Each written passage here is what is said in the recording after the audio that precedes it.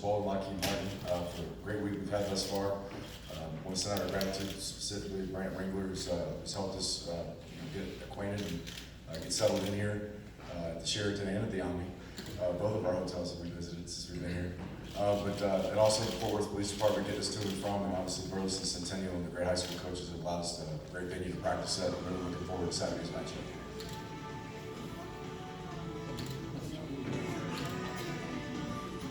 Thank you. I like to come into music and go out to music. Very much.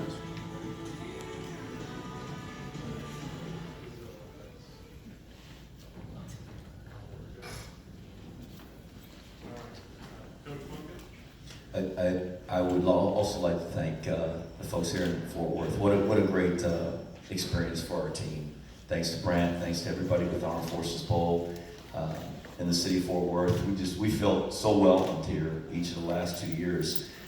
Our guys don't get opportunities to experience things like this, except for a bowl game and this type of event. So our guys are having a great time, and just an opportunity for them to spend time together and it grows a team, and we sure appreciate that. It's a great bowl game. We were here a year ago, as you know, and had a tremendous experience. It was a great football game, but more than that, just we felt just so pleased with how we were treated. Our guys were treated like celebrities everywhere they went, and that's something I'm very thankful for, because those that serve oftentimes they aren't given an opportunity to be thanked, and our guys have made a great commitment to our nation, and it's really nice for them to have people that appreciate their commitment to their service. And we're excited about the game. Congratulations to Coach Applewhite and the Houston team on a great year, and we're looking forward to the opportunity to play an outstanding football team like them. It's a great measure for our program. All right, we'll go ahead and open it up to questions. We have Alex and Connor here on the side with mics. Raise your hand if you want to ask a question, and state your name and affiliation. Go ahead. Jeff Stephen Harper with the in Dallas. You guys caught a lot of people's attention with what you did to Oklahoma, but since then you haven't lost a game. How big and important would it be for this program to finish off this season with a 9-game winning streak and get the 11 wins that's never been done? Well, I think there's some things in this game that certainly give us an opportunity to do some things at Army that hadn't been done, and that would be a great source of pride for our team. Really, the focus is to try to win this one game, not focus on the whole season in general at this point. All those things will be evaluated after the game and after the season's complete. And our goal is to just try to win this game. And we know what a test and what a challenge that's going to be against an extremely talented, well-coached team. We've watched every game they've played this year. Obviously, having played Navy the last few years, we've got an opportunity to kind of see them play a team that's very similar to us, and they've taken care of business pretty well. So we're preparing the best we can against a team that we know is going to be a tremendous challenge for us. Coach Applewhite, Rich DeMarco from Army Radio. Just Clayton Tune, what does he bring to the table? What are his strengths? What has he brought to your offense? Well, he's a very cool customer for a true freshman. Came in, had an opportunity to come in early, learn the offense in the spring, fall camp. Obviously, Garrett took the majority of the snaps throughout fall camp, but Clayton got quite a few along with Quentin Dormady. But cool customer, athletic, can put the ball where it needs to be. I'm very pleased with the way he performed in the Memphis game. There's obviously some new things that you learn when you go on the road and you're playing for a divisional title in your conference, and it's a tough situation to walk into as a true freshman, but found a lot about him. Felt like he won our team over in terms of just his competitive nature and his ability to make plays. In this game, with all your team's been through injury-wise this year, what would it mean to finish it out strong, to come up with a win on Saturday? Yeah, just like Coach just said, it's about this one game. You'll evaluate the season, all those type of things afterwards, and go back and reflect on certain parts of the season. But for us, it's just about finishing strong with one game. Thanks. Yes, sir. Brian Estridge of National Radio. In major for you to be here in the state of Texas from a recruiting perspective, to be able to stay in the Lone Star State. Can you touch on that and the importance of that for your program? Yeah, that's something we mentioned when we got on the bus to come down here, in terms of you got an opportunity to showcase your program regardless of where the bowl event is. It just so happens that it's in our state. Many of you are from the state, from the Dallas-Fort Worth Metroplex area, and it's an opportunity for us to represent our program and continue to be in front of the eyes of the high school coaches and the families and the communities that we often recruit. So it's a great opportunity, and this is, we're looking forward to the challenge that Ari presents. Jeff, does that apply to you also, the importance of recruiting here in Texas and being in this bowl? Texas is well represented on our roster, and it's a place we spend a lot of time recruiting. We've played every year since I've been at Army. We've played at least one game in Texas, and several years we played multiple games in the state of Texas. This was the first time we didn't play a regular season game here, and so it's nice to be back. It's nice for our guys that are from here to come home, and I'm excited about the game. What a great job the Armed Forces Bowl has done to promote this game. I understand it's a sellout, and I'm sure a lot of folks are making the drive from Houston over here. It'll probably there'll be a lot of red in the stadium, but that's exciting to be a part of a game like that here in this state where football is so important, and it's one of the reasons we like recruiting here. That it's important to high school players and to the communities here, and we get young men in our program that love football, and we feel like this is going to continue to be a place that we'll come back to and get more and more players to join the Army team. Ken Kraetzer, American Legion Radio, RallyPoint.com. I was going to ask Coach Monken, we talked Saturday, the players were in the middle of exams. You were talking about just having limited practice, getting set for the bowl game with 2 weeks prep. How has it been going on preparation? Well, it hasn't been ideal with the schedule we've had. Having obviously the late game in December with the Army-Navy game, and then we gave the guys the whole week off after the Army-Navy game to prepare for final exams. And final exams are actually going on this week. This is the last day of finals at West Point, and because our guys weren't going to be there, we crammed those finals into the weekend. So they took final exams on Friday night last week, Saturday afternoon, Saturday evening, Sunday afternoon, Sunday evening, and then Monday morning, Monday afternoon, and Monday evening. So we practiced Saturday morning.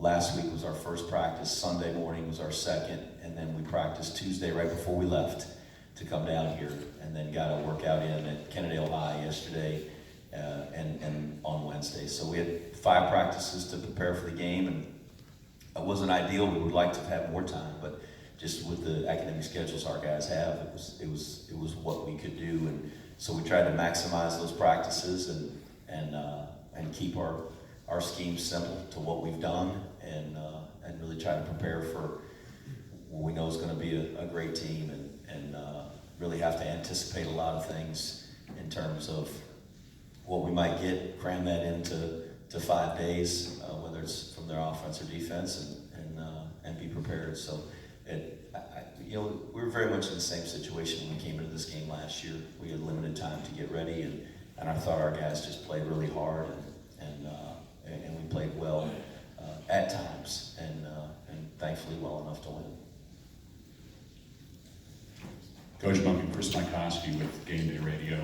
You talked about, obviously, with Bryant's question on Dallas-Fort Worth and Texas connections and how much this game means. Jackson Deaton being one of the local players who's on your ball club. Tell me about what he brings to your line. He's just been a great guy, a developmental guy for us. Went to our prep school, and he's a big guy, maybe the biggest player we've got on our team, and has just really developed as a player.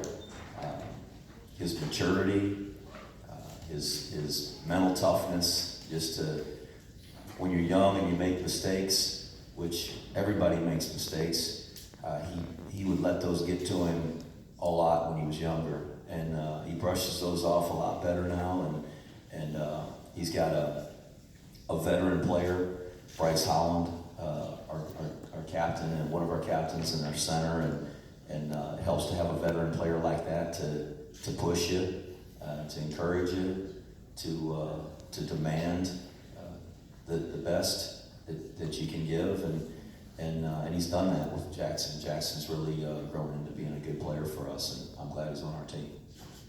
Coach Monken, Alex Vandenberg from Forgotten Five. What have the firsties meant to this team and the turnaround of Army football? This group of seniors is really a special group.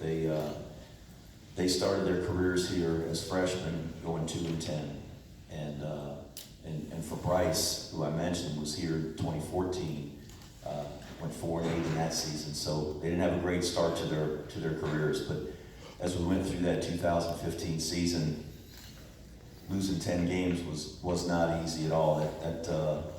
That's hard. It beats up on your confidence, and at the end of a season like that, you look back and there's still a lot of question marks. But what I was so encouraged by was the fight and the toughness in that team. That wasn't just the freshmen; it was our entire football team. But for them to experience 10 losses, 7 of them being by a touchdown or less, and they would just continue to come back each week and battle and fight to the end. And we weren't coming out on top in very many of them, but I saw a fight in that team that encouraged me, and I really felt like we were going to have a good football team at some point. And that turned into 8 wins the next year and 10 last year. And so really proud of this group of seniors and what they've done. They've taken a program who, like I said, they had lost 3 previous years to these last 3. We've gone to bowl games, lost 9 games, 8 games, and 10 games. And now they've set a record, a 3-year span. There's never been more victories in the history of the program in a 3-year span than these last 3. So I think they've changed the culture of the program, the expectations, and I'm just really proud of them. Joseph Duarte, Houston Chronicle. Major, I just wanted to ask about having Greg Ward here Saturday as your honorary captain. I don't know if there's any, he's looking for eligibility on him or, No doubt. Greg is always going to have a special place in my heart personally. And obviously the University of Houston is just the type of competitor he is, the type of person he is. Getting the chance to know Mary and Greg Sr. and his brothers and sisters and coach him for 2 years. He's just one of the guys, Coach knows he's had several guys that he's coached as well. You always love all of your ex-players, but there's some that have a special place in your heart because you have such a strong relationship with them. And his competitiveness, his type of leadership, his joy of the game is infectious and inspirational to me as a position coach and coordinator at that time. So for him to be an honorary captain, I hope all of our guys play and compete the way that Greg did every time he wore that red. and through the years, you guys have celebrated the military with different things at your home games. Some people worn that logo, but if I'm not mistaken, have you ever done the strip of the different branches, or is that something new? And if it is, why, just, can you talk about what that meant to add that to your helmet? But just to honor the armed forces, every one of them. We got a chance to experience it firsthand a little bit last year with Harvey in terms of the Coast Guard. Just all the armed forces that have come out and supported us and continue to do that and make this country what it is each and every day. I had an opportunity to go to high school and play with several guys who played at West Point and also Annapolis, and you briefly get an opportunity to talk to them during their college years to see how their experiences are. So we have great respect for these young men who not only work to defend our country, but also do a great job as athletes and students. Jeff, Rich, Marco again with Army Radio. Well, what would 11 wins mean for you and this team? Well, if we can win Saturday, then we'll have a chance to look back and celebrate a great season. And if we don't win, there's going to be a piece of the season that's a little bit of a disappointment. So, and I think everybody that is playing a final game in bowl games, there's I think 78 teams playing in bowl games. Half of them are going to feel a bit of satisfaction at the end, and half of them are going to be disappointed and feel like there's something left out there. So, like I said, really just trying to focus on this one game, trying to win one more time, and we know what a challenge it's going to be. We talked to our players about it. They watch the film, they can see how talented this football team is, how well they play together. They're extremely well coached, and it's going to be one of the toughest ball games we played all year, and so we just want to win one game this Saturday, and hopefully we'll play well enough to give ourselves a chance. Major, you guys obviously did get a chance to play Navy, so what Army does in that totally foreign what you guys have to face. Just talk about the challenge of facing a team like that and trying to stop the rushing game. And clearly they got a quarterback who can possibly pass here and there, but just talk about the challenge of stopping the rushing game, especially when you're missing a guy like that. Yeah, it's just, it's such a unique offense in terms of what most of our players experience. In the state of Texas, most everybody's spread. There's some smaller schools that'll run triple option and things like that. So just the basic knowledge that you have, whether it's a defender or a scout team player trying to execute, it's just something you're not familiar with. So there's a training process that has to kind of go on throughout spring, throughout fall camp, throughout the season on some of your dead days or your bye weeks, in terms of training people to get ready for that. And obviously we're going to face it every year in our division with Navy, but there's different variations, just little small nuances to each triple option attack. Some people lean on certain things more than others, so you try to find those things, but it's a game day deal where the speed of it cannot be replicated. You can holler all you want at your scout team players, they can't come off the ball, they can't replicate the splits all the time, the depth off the line of scrimmage, the quickness, the ball handling of the skilled players. It's very difficult to prepare for, but it's one that we have prepared for, but it's a different football team. It's a different football team that we're playing. This is not Navy. Another final question or two before we get to the players? Okay. Ken Kraetzer, American Legion Radio for Coach Applewhite. Just thoughts about your offense. You've been scoring 40 points a game, been very productive both passing and rushing. What have been some of the keys to that productivity? Well, I think, number one, our tempo, just the way we want to play in terms of playing fast, and then obviously putting great players in position to make plays. That's one thing we're constantly hunting up in terms of explosive plays, trying to find the right player on the right defender, not wasting downs. If you can't snap it, flip it, pass it, hand it to somebody that can score, you're wasting time. So let's get the right players on the wrong players on their half and play with tempo and play fast. And our quarterbacks have done a good job this year of taking care of the football, and that's always going to come into play in terms of maintaining possession. But they've done a good job of taking care of the ball for the most part, so that's allowed us to stay on the field and finish those drives.